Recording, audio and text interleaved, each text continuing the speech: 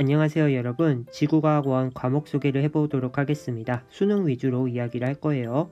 수능에서 과탐 영역 선택하는 학생들을 보면은 보통 왼쪽에 있는 세 가지로 나누게 됩니다. 물리학이나 화학, 그리고 화학이랑 생명, 그 다음에 물리랑 지구. 일반적인 경우라면은 이런 식으로 많이 선택을 하는데 가끔가다 물리학이랑 생명 그리고 화학이랑 지구를 고르는 학생도 있고요. 요즘 이런 식으로도 많이 하더라고요. 세미이과 패션이과라는 말이 있긴 있는데 생명원과 지구원 이렇게 고르기도 하는 것 같습니다. 그래서 정말 개인의 취향대로 고르는 모습이 보이는데요.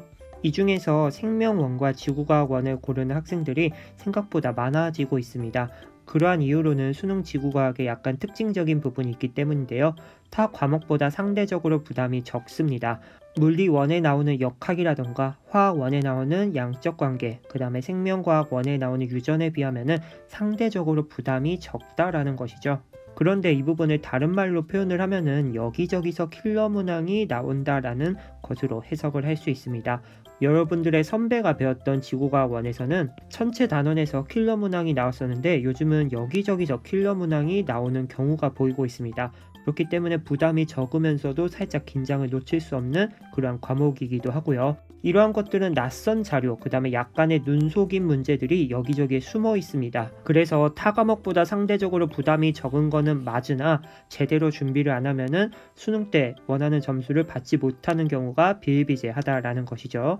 과탐 응시자 수의 변화를 보면은 지구과학원과 생명과학원이 많은 응시 인원을 보이고 있습니다. 물리랑 화학 같은 경우는 5만 명, 7만 명인데 생지는 12만 명, 14만 명 이러죠. 그렇기 때문에 내가 어쩔 수 없이 정말 물리화학 천재가 아닌 이상 생명이나 지구과학 중에 하나를 골라야지 안정적으로 뭔가 등급 같은 것도 받을 수 있다라는 겁니다. 이번 연도 수능 표준 점수를 한번 보면요. 물리학 같은 경우는 1등급 컷이 50이었고 화학 같은 경우는 47이었습니다. 그런데 물리학 1 같은 경우는 1등급 표준 점수가 64고요. 그 다음에 화학 같은 경우는 65입니다. 그러니까 50점, 47점을 받았을 때 화학 1이 더 표준 점수가 높다라는 거죠. 생명과학과 지구과학 1 등급을 보시면은 생명과학 같은 경우는 1등급 컷이 45점, 그리고 지구과학 같은 경우는 마찬가지로 45점입니다. 그런데 표준 점수를 보니까 생명과학원은 67, 지구과학원은 68입니다. 계속해서 지금 지구과학 1이 다른 과목들에 비해 표준 점수가 높아지고 있는데 물리학 같은 경우 1등급 50점을 받아도 64점밖에 받지 못해요. 그런데 지구과학은 45점을 받아도 물리학 1등급 50점을 받는 그러한 표준 점수보다 더 높다라는 거죠. 이게 뭐 어떻다라고 이야기를 하기는 좀 그렇지만 전략적으로도 지구과학원을 고르는 학생들이 생각보다 많다라는 거 이야기를 해주고 싶고요. 본격적으로 이러한 지구과학원이 어떻게 수능에서 다루어지는지 보도록 할게요. 대표적인 문제 유형으로는 첫 번째로 단순 문제가 있습니다. 0점을 방지하는 문제가 적어도 3, 4개 정도 출제됩니다. 올해 수능에 나온 1번 문제인데요. 이러한 문제가 정말 단순한 문제라고 생각을 할 수 있습니다. 교과서를 가볍게 읽기만 해도 풀 수 있는 문제죠. 이런 거는 절대 틀리면 안 되고요. 두 번째는 교과서 자료를 이용해서 푸는 문제가 나옵니다. 간단한 개념과 교과서 탐구활동 또는 그림 자료가 출제되는데 올해 수능 4번 문제가 이거의 예시일 수 있을 것 같아요. 내신에서 한번 공부하신 분들이라면은 10번 이상은 보았을 만한 그래프입니다. 그대로 나왔습니다. 그렇기 때문에 이러한 것도 당연히 맞춰주셔야 되는 거고요. 세 번째는 단골 문제가 있습니다. 이러한 문제는 매년 거의 유형이 바뀌지 않고 나오는 문제입니다. 그렇기 때문에 계속 반복해서 나온다라는 거는 여러분들이 꼭 맞추고 가셔야 된다라는 걸로 표현을 할 수 있겠죠. 그 다음에 계산 문제가 있는데요. 이것은 반감기나 별의 광도, 그 다음에 허블 법칙이 있는데 대부분 우주 단원에서 나오는 모습이 보입니다. 이런 식으로 우주 단원에서 주로 나오는 모습이 보이고요. 간단하게 곱하기, 나누기 정도만 하실 수 있으면 큰 문제는 없다라고 생각을 합니다. 그 다음에 마지막이 제일 문제인데요. 낯선 자료가 등장을 합니다.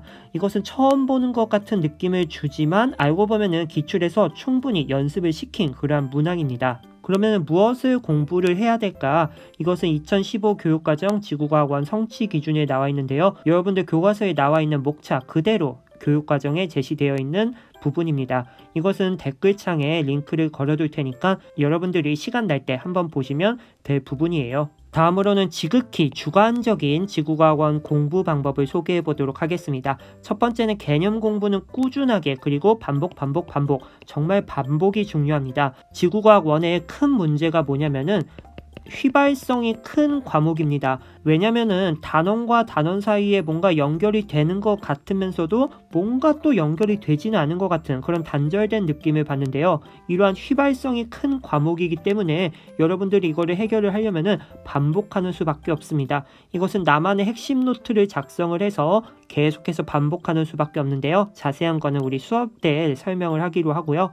그 다음에 자료 해석 방법을 연습하자입니다. 분명히 낯선 문제는 내가 아는 개념입니다. 그렇기 때문에 뭔가 낯선 자료가 등장을 하더라도 어느 단원에서 출제된 문제인지는 여러분들이 파악을 할 수 있잖아요. 그래서 내가 아는 개념으로 바꿔버리면은 이러한 자료 해석 문제도 쉽게 풀 수 있습니다. 이것도 수업 시간에 더 자세하게 이야기를 해보도록 할게요. 그래서 우리가 15일 정도 공부를 할 텐데 지구과학원에 나오는 핵심 45개 정도의 개념을 하루에 3개씩 가지고 수업을 나갈 겁니다. 그래서 간단한 개념 설명을 하고 유형별 문제 연습을 할 거고요. 만약에 내가 오늘 나갈 내용을 모른다 그러면은 수업 30분 전에 기본 개념을 보충해서 설명해 줄 테니 희망자는 30분만 빨리 와서 선생님이랑 같이 개념 공부할 수 있도록 하고요. 매일 간단하게 과제를 제시할 거니 여러분들은 인증을 해주시면 됩니다. 그러면 서로 상호 피드백을 통해서 부족한 부분을 채울 거예요.